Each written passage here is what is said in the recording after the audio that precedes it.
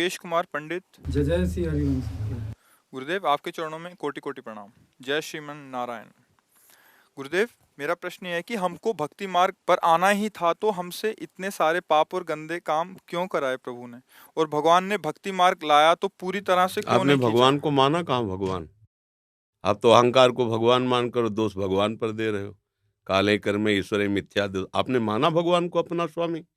आपने माना भगवान को सर्व सृष्टि का कर्ता विधाता? अगर ऐसा मान लेते तो दोष हो ही नहीं सकता था, पाप हो ही नहीं सकते। अहंकार की ही महल में काम क्रोध लोभ मोह मद मत्सर विराजमान रहते हैं और अज्ञान से आरोप भगवान पर कर रहे हो। गलती कर रहे हो। दासत्व का बहाना पहने हो और स्वामी पर दोष लगा रहे हो। अपनी आकांक्षाओं को, अपनी वासना, दो क्षेत्र रच दिए उन्होंने। खेल है, कबड्डी का खेल है ना। एक ही विद्यालय के विद्यार्थियों को अगर खिलाया जाए, टीचर खिलाए तो दो पक्ष रख देगा, एक बीच में पाला खींच दे। आपको बराबर बोलना, इधर जाना, सांस नहीं टूटनी, यहां तक आ गए आप, जय को प्राप्त हो गए। ये सृष्टि भगवान का एक खेल है।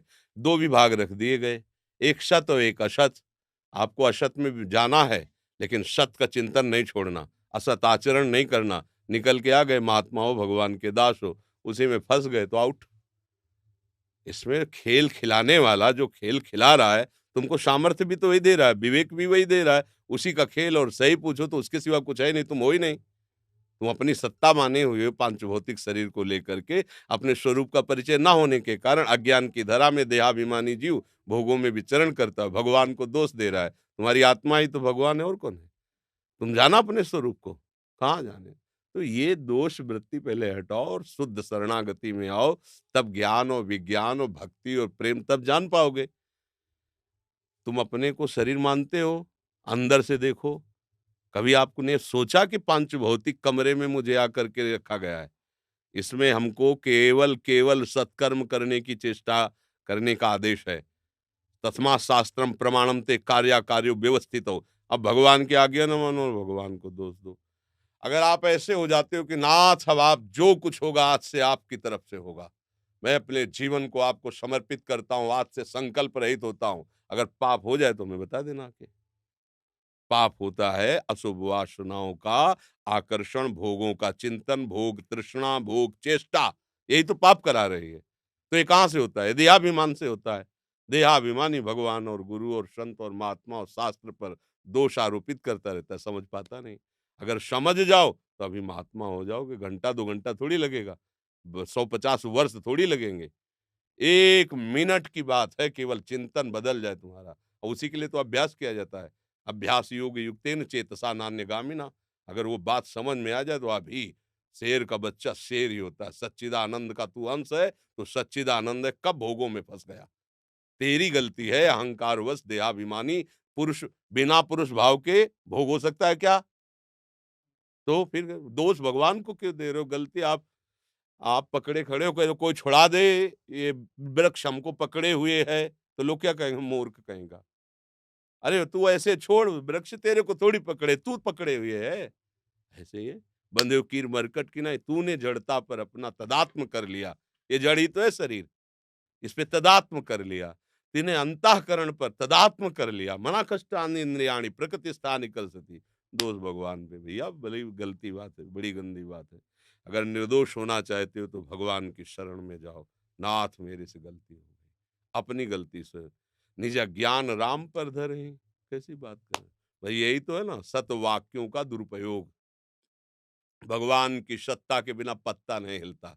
ये देहाभिमान नष्ट करने के लिए, व्यभिचार करने के लिए नहीं, कि हमारे अंदर वासना आ रही, हम कह रहे भगवान की इच्छा है कि हम पराई बहन, तो भगवान की इच्छा पे जूता भी खाओ, भगवान की इच्छा है फिर नरक भी जाओ, फिर काहे को तुम रो रहे हो? सब भगवान की इच्छा है ना, तो फिर प्रश्न काहे का हो रहा है? फिर पीटो या पूजो, चल रहा है, फिर क्या है? अगर प्रश्न है तो फिर समझो, विवेकहीन हो करके देहाभिमानी बनकर भोगों को भोगोगे तो तुम्हें दुख क्लेश अशांति जन्म मरण नरक ये सब भोगना पड़ेगा। ये भी भगवत स्वरूप है। बहुत सावधान। इसलिए तस्मात् शास्त्रम प्रमाणम ते कार्या कार्यो व्यवस्थित। तो भगवान के आदेश है ना, जिन्होंने रचा है, तुम्हें बुद्धि दी, तुम्हें बल दिया है, भगवान की आज्ञा के अनुसार चलो, गुरु की आज्ञा के अनुसार चलो, भगवत स्वरूप हो जाओगे तुम में, और तुम्हारे आराध्य में अभेद स्थिति हो जाएगी।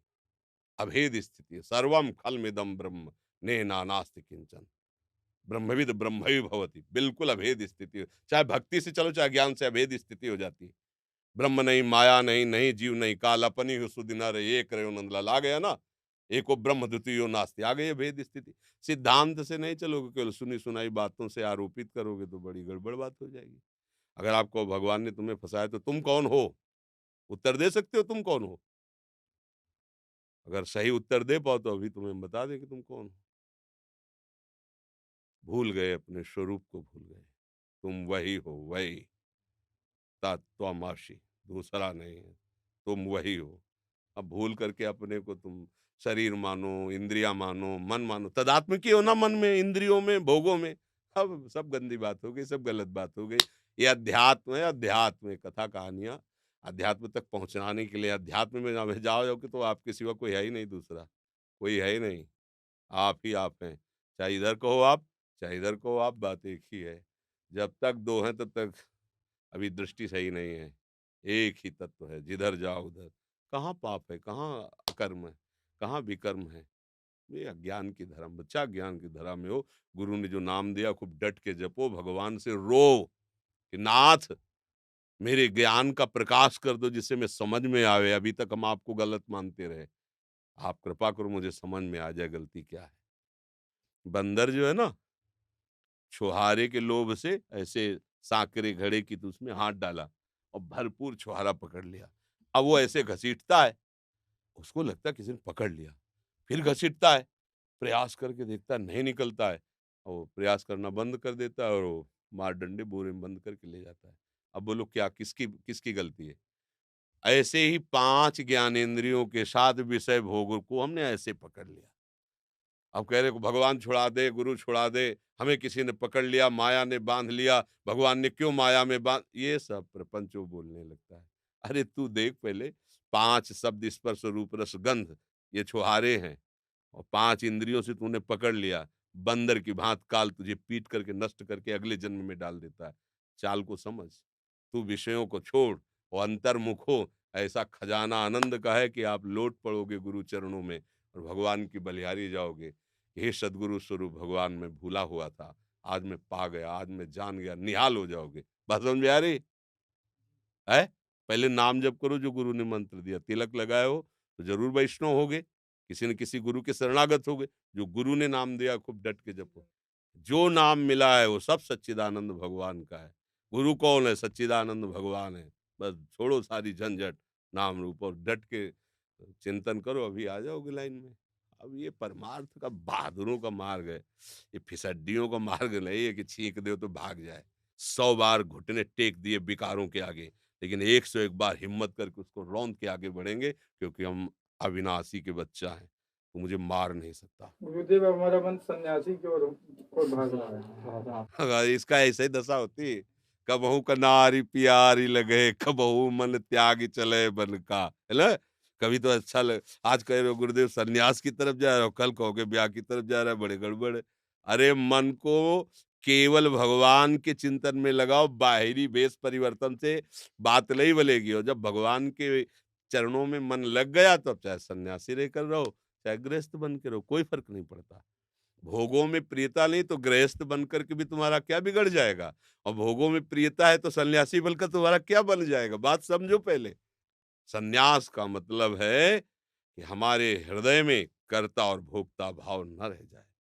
शरीर का शास्त्र के अनुसार चेष्टा करना, मन का संकल्प रहित हो जाना, और वाणी का मौन हो जाना, ये त्रिदंडी सन्यासी है। वो दंड धारण करे चाहे न धारण करे, प्रगट में सन्यासी ही है। वाणी भगवत चिंतन, भगवत चर्चा, भगवत गुणगान के सिवा मौन। मन केवल भगवत चिंतन, भगवत मनन, संकल्प रहित। शरीर से कोई भी असत चेष्टा नहीं। महात्मा है, चाहे पैजामा पहन ले, चाहे वो पैंट पहन ले, चाहे वो लंगोटी लगा ले। अब इसके बाहरी परिवर्तन से कोई बात। अब जब होता है ऐसी स्थिति की तरफ बढ़ने के लिए तो संसार कड़वा लगने लगता है, छोड़ के चल देता है इस मार्ग में। पर अगर संसार मीठा लग रहा है, ये भेष है, तो कोई बात नहीं बनेगी। संसार मीठा नहीं लग रहा है तो नहीं भी भेष है तो भी बात बन जाएगी। भगवान विभीषण जी से कह रहे, तुम सारी के संत प्रिय मोरे, धरऊं देह नहीं आन निहोरे। तुम्हारे समान संत मुझे प्रिय हैं। न दंड लिए हैं, न कोई वेश है। राजमंत्री रहे रावण के, राजमंत्री और भाई भी हैं, और इतना घोर राक्षसी तांडव, और उसके बीच में भगवान का भजन किया। तो भगवान के तुम्हारे जैसे संतों के लिए मैं अवतार धारण करता हूँ। बात समझो। अभी कपड़ा बदल लोगे, फिर मन बदल जाएगा, संसार की तरफ जाने लगे, फिर क्या करोगे? इसलिए भैया बहुत होश में चलो, और शास्त्र स्वाध्याय करो, सत्संग सुनो, नाम जप करो, और मन को विषयों से हटा दो, ऐसे ही बने रहो। प्रणाम नमस्कार से बच जाओगे, दूसरे के प्रतिग्रह से बच जाओगे। लेबरी करो, मेहनत करो, माता पिता परिवार को खवाओ, स्वयं पाओ, आए हुए अतिथि साधु महात्मा की सेवा करो, भगवान का भजन करो। ये बढ़िया जीवन है। बाबा जी बन गए छुप छाप के, इधर उधर गंदी बातें देखी, गंदी बातें सुनी, गंदी भावनाएं की, या नरक का पूरा सामग्री तैयार कर रहे हैं। इसलिए सावधान, ब्रह्मचर्य पर दृष्टि रहे, भगवत भजन में चिंतन में मन डूब जाए, संसार का अच्छा न लगे तो सन्यासी ही हो, आगे चल के कपड़ा बदल लेना, पहले सन्यास धारण करो अंदर। साधु जो बन गए हैं, उसका निर्वाह कर रहे हैं, वो वही जानते हैं क्या होती साधुता। आग के ऊपर चलना है बच्चा, 24 घंटे बिल्कुल हर समय तैनात। 1 मिनट के लिए चूके तो गड्ढे में जाके गिरा देगा, और वर्षों की कमाई मिनट में कमाई, ये ऐसा खेल है। तो सच्चाई से भजन करो, तो अंदर ही वो मार्ग है अध्यात्म का, अंदर ही। ऐसे परत की परत हटती चली गई, स्थूल का राग, सूक्ष्म का राग, कारण का राग, जो बचा वो चिंतन का विषय है नहीं, अचिंत्य तत्व में स्थिति। अब उसे चाहे प्रेम से ले लो, चाहे ज्ञान से ले लो, आना वही क्रॉस स्टेशन वही है, वही से जाना है। ये सब बातें अलग है कि ये तो ज्ञानी की ज्ञान की बात करते, तो भक्ति अज्ञान का स्वरूप है क्या? ज्ञान के आगे की बात है। साक्षी रघुवंशी जी, गुरुदेव आपके चरणों में कोटि कोटि प्रणाम। गुरुदेव, हम कैसे जाने कि हम पर सदगुरुदेव भगवान की कृपा हो रही है और वो हमसे खुश हैं? जब उनकी आज्ञा का पालन हो, निरंतर भजन होने लगे, तब जान लेना कि गुरुदेव इष्ट समस्त संत महात्मा हम पर प्रसन्न है। जब हम शास्त्र की आज्ञा के अनुसार चलें और निरंतर भजन का प्रयास करते रहें, कोई भी गंदे आचरण हम में रह न जाए। जो गंदे आचरण है, ढूंढ ढूंढ करके हम उनके प्रति जलें और अपने आराध्य देव से रोएं, ये कृपा पात्र का लक्षण होता है। गुरु की कृपा उसके ऊपर है, हरि की कृपा उसके ऊपर है। अभी साधक है, पर वो असहनीय हो रहे हैं उसके लिए, उसके विकार, और खूब भजन का प्रयास कर रहा है, वो भगवत प्राप्ति कर लेगा। क्योंकि असहनीय हो रहे हैं ना, तो वो छूट जाएंगे। और जो केवल ऊपर से और अंदर से सब गलत, वो बहुत लंबा समय, गलती को गलती मान लो, ठीक हो जाएगा। दुखी हो, गलती मानकर उसके ताप से जलो, तो भगवान तुम्हें आगे बढ़ा देंगे। पर जो हर्षित होकर गलतियां पाप करता है, वो कैसे भक्त हो सकता है? वो कैसे भगवत मार्ग में चल सकता है? तो हरि गुरु का वही सच्चा भगत है, वही सच्ची सेवा कर रहा है, वही उनकी प्रसन्नता के हेतु है, जो उनकी आज्ञा का पालन करते हुए सदैव उनका चिंतन करे। अगर हमारा भजन ठीक चल रहा है, हमारे आचरण ठीक है, तो हम पर गुरु प्रसन्न है, हरि प्रसन्न है, सबकी हमारे ऊपर कृपा है। पूजनीय भाई जी महाराज का अगर आपने जो प्रवचन दिए थे वो मैंने सुना था, तो उसमें शरणागति के 7 सूत्र आपने बताए थे जी। तो उसमें वो आखिरी में कहा था कि जो शरणागति का अंतिम पड़ाव रहता है वो प्रभु खुद पूर्ण कर देते हैं और आपको पूर्ण कर देते हैं।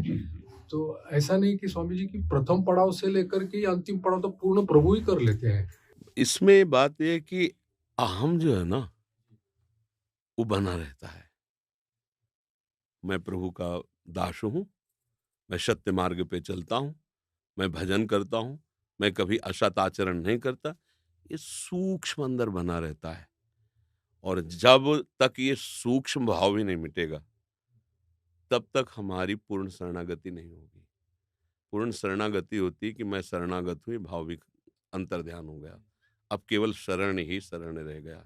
समझ रहे हो ना? ये वही करते हैं, वो आके बैठ जाते हैं। अब वहां तक पहुंचने के लिए आपके अहम की जरूरत है।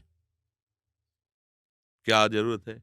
मैं प्रभु का हूं, प्रभु मेरे है, प्रभु के सिवा मेरा कोई नहीं है। अभी है अहम, ये इसमें चल रहा है, और जहां ये अहम आगे बढ़ा, मैं प्रभु का हूं, अब आगे बढ़ा, सब छूटा इसमें ना, मैं किसी का नहीं, कोई मेरे काम का नहीं, मैं किसी के काम का नहीं, पूरा सृष्टि का नाना तो खत्म हुआ। इसके बाद जब सामने आया तो मैं लीन हो गया। मैं लीन क्या हो गया? चित चोर है, चुरा लिया, इसको क्यों बकाया, मैं क्यों रखे हो, लाओ इधर। तो केवल प्रभु बच गए, मैं प्रभु का हूं, ये भी बात खत्म हो गई। अब केवल प्रभु है। अब जैसे मैं प्रभु का हूं, प्रभु मेरी रक्षा करें, प्रभु मेरी भक्ति बढ़ावें, प्रभु मेरा सुख संविधान करें, ये चाह रहेगी। और जब ये मैं प्रभु चुरा लेंगे ना, तो ये भी सब खत्म हो जाएगा। अब तो जोई जोई प्यारो करे सोई मोहि भावे। अब ना उसको ये मतलब कि ये नहीं होना चाहिए, ये होना चाहिए, ये गलत हुआ, ये सही हुआ, ये भी खत्म। कर्माणि श्रुति बोधितानि नितराम कुर्वन्तु कुर्वन्तु मां गूढ़ाश्चर्य रसास्रगादि विषयान गृह्णन्तु मुंचन्तु वा कैर्वा भाव रहस्य पारगमति श्री राधिका प्रेयसा। ये स्थिति जानते हो क्या हुई? वो शास्त्र के अनुसार कर्म हो रहा है तो ठीक, नहीं हो रहा तो कोई बात नहीं। वो विषय त्याग किए बैठा है तो कोई बात नहीं, विषय सेवन कर रहा है तो कोई बात नहीं। वो बहिर्मुख पुरुषों के बीच में बैठा है तो कोई बात नहीं, अकेला बैठा है तो कोई बात नहीं। बोले क्या हुआ? हुआ क्या? बोले ऐसे रहस्य में उसकी स्थिति हो गई कि इन सब बाहरी प्रभाव से खत्म। अब वो अहम जो था वो प्रभु ने ले लिया। अब उसके अंदर ये भी भान नहीं रह गया कि मैं प्रभु का हूं, केवल प्रभु ही है। ये काम प्रभु करते हैं। हाँ, और शरणागति के प्रारंभ से लेकर के यहाँ तक पहुँचाने के लिए प्रभु ही संत और सद्गुरुदेव शास्त्र रूप में उसको पहुँचाते हैं। प्रभु ही लगे, बिना उनके तो आकर्षण के कोई कदम ही नहीं रख सकता इस मार्ग में, पर जीव का अहम साथ रहता है। समझ रहे ना? मैं प्रभु का दास हूँ, मैं प्रभु का ये। आगे जो स्थिति है जहाँ आत्मसमर्पण, नौवीं भक्ति आत्मसमर्पण, इसके बाद की फिर आत्मसमर्पण तब होता है, देखो प्रारंभ का भी आत्मसमर्पण है, ये शरणागति समर्पण से शुरू होती है, और भक्ति का परिणाम भी समर्पण है।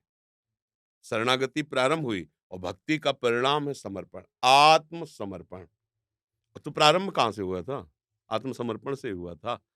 पर अब जो आत्मसमर्पण है, श्रवणम कीर्तनम स्मरणम विष्णुपाद सेवनम अर्चनम बंदनम दास्यम सख्य, इनका सबका जो फल हुआ क्या कि जो अहम था, जो आत्मस्वरूप अहम का प्रकाश पड़ रहा था अंतःकरण में, वो अंतःकरण में अहम अहम जो करता भोगता था, वो धीरे धीरे श्रवण कीर्तन स्मरण सेवन बंधन दास्य आदि के द्वारा वो पवित्र हुआ, और शुद्ध ब्रह्म से जहां से प्रकाश पड़ रहा था वो वहां स्थिति हो गई उस प्रकाशक में। जे ही प्रकाशक में हुई तो अब स्थूल सूक्ष्म कारण का राग मिट गया, अहम जो अंतःकरण का माना हुआ था वो लय हो गया, अब शुद्ध बच गया। जो शुद्ध है वही श्री कृष्ण है, वही ब्रह्म है। अब वहां द्वैत नहीं है। अब इसके बाद लीला शुरू होती रस की, वहां अद्वैत होते हुए भी द्वैत। रसोया परमानंद एक एव द्विधा सदा, वही परमानंद एक तत्व। जो सृष्टि का फसाव है ना, वो एक से बहुत में आने पे है। तो पहले हर उपासना क्या करती है? बहुत से एक में लाती है। यहां से सृष्टि खत्म हो गई। एकोहम बहुश्यामा, तो बहुश्यामा से एकोहम में आया। अब एकोहम से रसमयी लीला शुरू होती है। प्रेम का स्वभाव दो रहने नहीं देता, और प्रेम का प्रभाव दो में ही खेल होता है। हाँ, जीवन मुक्ति के बाद का ये प्रेम रस है। इसीलिए बड़ी बड़ी जो योग सिद्धियों से प्राप्त की हुई स्थिति वाले महापुरुष गोपी चरणों की वंदना करते हैं, क्योंकि वो स्थिति परमहंस जी गा रहे हैं, वो स्थिति जो है ब्रह्म बोध से भी बढ़कर के है। जो मोक्ष सुख का अधिकारी हो गया, वो दीयमानम न ग्रहणन्ति बिना मत सेवना, वो रास विलास में। इसीलिए साधारण लोग उसको नहीं समझ पाते हैं, एक लोक विलास समझते हैं, जबकि वो जीवन मुक्त परमहंसों के द्वारा जो बंधनी रस है वो रस है प्रिया प्रीतम का। तभी तो भीष्म जी अपने स्तव में कह रहा, धन्य है वो ब्रज की गोपियां जो अजान बाहु प्रभु के गले से लग रही, क्योंकि वो जान रहे गोपिया को स्त्री ले, प्रभु कौन है और इनका किस भाव का रस है। वो जीवन मुक्तता को पीछे ठेल करके वेणु कानन क्वणित श्रवण सुंदर सुनत मुक्ति सम सकल सुख पाए पग पेलिरी, वो आ गए। नहीं तो अखंडानंद में ही लीन होकर वो जीवन मुक्त महापुरुष स्थित हो जाता है। प्रेमी जन उसको क्रॉस कर जाते हैं। ब्रह्म तेज को ज्योति जहां योगेश्वर धरे ध्यान, ताही को आवरण यहाँ नहीं पावे को जान। उसको भेद कर आगे नहीं, ये आचार्य गुरु कृपा से, आराध्य देव की कृपा से फिर वो प्रेमी आत्मस्वरूप से, जैसे सहचरी है, गोपी है, भगवान के श्रीअंग का जो सेवन कर रहे हैं, वो देह से नहीं है। भगवान चिदानंद है ना, तो वो चिदानंद वपु ही धारण करके वहां दिव्य सेवा में है। भगवान के दिव्य धाम में कुछ भी पार्थिव नहीं है। ब्रह्मा का रचा हुआ धाम नहीं है, तो वहां ब्रह्मा की सृष्टि कुछ नहीं है, वो सब चिदानंद में है। अब अपने लोग प्राकृतिक मन बुद्धि से क्या चिदानंद कैसे जानेंगे? तो ये अनुभव गम में भजें जी संता, फिर आगे चल के तो वो जो तेज का ये भगवान करते हैं, समझ रहे हो? इन भावों में वही शास्त्र और संत सदगुरुदेव के रूप में सहयोग कर पर आम रहता है, और वो आम जब उसमें लय हो गया मूल में, तत्वम अश्मा में, जो अब मैंने अब यहां अगर रुक गया तो मोक्ष हो गया। अब यहां से क्रॉस करके जब आगे बढ़े, तब पाई रस भक्ति गुण जुग जुग जग दुर्लभ भव, इंद्रादि विधिम आगम अरु निगम पुराण अगोचर, सहज माधुरी रूप निधिम अनभय आनंद कंद निज संपत्ति, गुप्त सुरीति प्रगट करनम। अब प्रगट हुआ चिदानंद खेल, अनादिकाल से अनंत काल तक। तो ये आगे का रस भक्ति के ये चरम सीमा, इसीलिए वृंदावन का प्रेम रस सबसे गूढ़ और दुर्लभ कहा गया है, क्योंकि काशीनाथ मोक्ष प्रदान करने वाले भी यहाँ इस रस के लिए गोपी बने आगे के लिए। तो अगर केवल वही मोक्ष सुख सर्वश्रेष्ठ होता तो वो तो प्रदान करने वाले हैं, वो काहे को नथनी बाला पहन करके गोपीश्वर बन करके रास में प्रवेश पाते। ये बात एक बार प्रवचन में आपने कहा था कि अपने आप को साधक समझ करके बाकी जो कुछ देख रहे हैं वो सब कुछ साध्य है। हाँ, साध्य का मतलब भगवत स्वरूप है, केवल देखो, व्यवहार में मत उतारना, केवल देखना है, समदर्शनम ना कि वर्तल।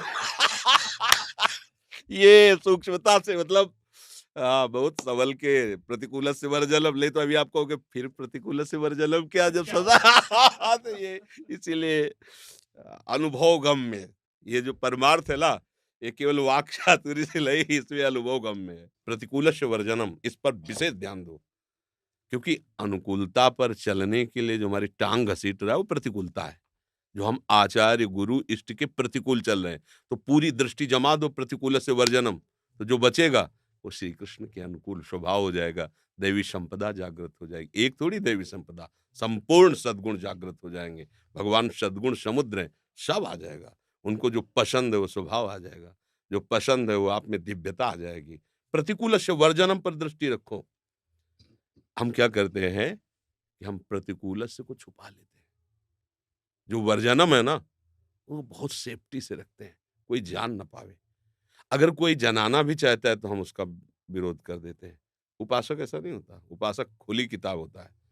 हमारे अंदर काम क्रोध लोभ मोह मद मत्सर प्रभाव डाल रहे हैं और मैं इनसे निकलना चाहता हूँ, पूरा का पूरा उसका लक्ष्य होता है प्रतिकूल का त्याग कर देना। जो बचा अपने आप, आसुरी संपदा का तुम त्याग करो, दैवी संपदा अपने आप आ जाएगी, आ जाएगी ना। ऐसे प्रतिकूल से वर्जनम, प्रभु जो निषेध कर रहे हैं, प्रभु की प्रसन्नता ही है। अनुकूलता क्या है? प्रभु के अनुकूल चलने का मतलब है प्रभु की आज्ञा का पालन करना। तो भगवान ने गीता जी में अर्जुन को अपने रिझाने की बातें बता रहे हैं, चाहे ज्ञान से रिझा लो, चाहे योग से, चाहे कर्म योग से, चाहे भक्ति से। जैसे एक श्लोक में कह रहे हैं, अद्वैष्टा सर्वभूतानां मैत्रः करुण एव च निर्ममो निरहंकारा सम दुखा सुखा क्षमे। अब एक शब्द, किसी से भी हमें किसी भी तरह का दोष नहीं रखना, संबंध नहीं, दृष्टि नहीं, क्रिया नहीं। अद्वैष्टा सर्वभूतानां। अब हम क्या करते हैं, इस श्लोक का गान करते हैं, पर किसी से काम का संबंध है, किसी से क्रोध का संबंध है, अंदर उस व्यक्ति का चिंतन करके द्वेषात्मक जलन कर रहे हैं, रागात्मक जलन कर रहे हैं। कोई वस्तु अनुकूल, कोई प्रतिकूल, कोई क्रिया अनुकूल, कोई प्रतिकूल, ऐसे ही हमारा पूरा जाल फैला हुआ है। अद्वेष्टा नहीं हो पाए, हम श्री कृष्ण के अनुकूल नहीं चल पा रहे। हो गई ना। अगर प्रतिकूल वर्जनम, तो जो बचा ना वो अद्वेष्टा बचा ना। अब मैत्रः करुणैव च, सबसे मित्रता का व्यवहार करो, पर निर्ममो, सब पर करुणा का भाव रखो, निरहंकारा, बड़ी बात है। सेवा करो, सबकी प्रियता की बात करो, लेकिन ममता ना होने पावे। जो तुम्हारे पास बुद्धि बल सामग्री है ये भगवत स्वरूप सेवा के लिए है, लेकिन तुम्हारे अंदर अहंकार न होने पाए कि मैं इस पर करुणा कर रहा हूं। और आपकी स्थिति सम होनी चाहिए, दुख सुख में समान, और आप क्षमावान होने चाहिए। चाहे जितना आपको कोई परेशान करे, आपके हृदय में क्षमा रूपी बल जागृत होना चाहिए। अब एक श्लोक उतार लो, पूरी गीता का सार आपके हृदय में आ जाएगा। कोई भी, मयि एव मन आधत्स्व, मयि बुद्धिम निवेश, पूरा जीवन इसी में लगे अपने लोग, नहीं लगे। तुम केवल प्रतिकूल का त्याग कर दो, अनुकूलता तो छा जाएगी, दैवी संपदा तुम्हारे में छा जाएगी। हम प्रतिकूलता के कारण ही श्री कृष्ण अनुकूलता को जान ही नहीं पा रहे हैं ना। अगर हम अपने मन की गति के अनुसार चलेंगे तो प्रतिकूल ही आचरण करवाएगा, भगवत विमुख आचरण कराएगा, शास्त्र विरुद्ध देख लो ना। और अगर हम प्रभु की आज्ञा के अनुसार चलेंगे तो हमें जलाएगा, ये हमें क्लेश देगा। और यम ही न व्यथ्यन्ते ते पुरुषम पुरुषर्षभ, सम दुखा सुखा धीरम स्वमृतत्वाय कल्प। वो ये बात सुनो, हमारे द्वारा प्रतिकूल आचरण बिल्कुल कदापि कभी भी कहीं भी किसी से भी नहीं होना चाहिए। इस पर पूरी दृष्टि जमा दो, अपने आप सब ठीक हो, पूरा सिस्टम ठीक हो जाएगा, अपने आप ठीक हो जाएगा। ये कठिन लगे तो फिर एक बात में लगा दो, हमें केवल नाम स्मरण करना बस। वो उधर भी सब ठीक कर देगा, इधर भी सब ठीक कर देगा, आपकी सारी अनुकूलता ला देगा, प्रतिकूलता खत्म कर। एक केवल बस माम अनुस्मर, अव्याव्रत भजनात्, अनन्यश्चिंत्यन्तो माम। फिर योगक्षेम वो कह रहे मैं करवा दूंगा, करवा क्या दूंगा, हो ही जाएगा। तो कुछ तो पकड़ लें। अगर वो उधर प्रतिकूल से वर्जन में ना पकड़ पाओ कि हमारी इतनी सामर्थ्य नहीं बन रही, तो हम तुम्हें सामर्थ्य बताते हैं। भगवान कह रहे अनन्य चेता सततम, सब बात बन गई। एक चीज पकड़नी पड़ेगी, कोई एक परमार्थ की कोई एक बात पकड़ लो, पूरा का पूरा साम्राज्य परमार्थ का आ जाएगा। बहुत बातें हम एक साथ धारण नहीं कर सकते, कोई एक बात पकड़ो जो सबको ले आवे। तो सबसे सार बात इसमें लगी कि अगर हम भगवत स्मरण पर पूरा जोर दे दें, सद्गुणों को और दुर्गुणों को दोनों को हटा, केवल भगवत स्मरण, वो दुर्गुणों को हटा देगा और सद्गुणों का राज्य फैला देगा। और सद्गुणों का सबसे बड़ा लाभ यही कि भगवत स्मृति हमारी चलती रहे, अखंड स्मृति चलती है। तो ये स्वीकार कर ले, है ले?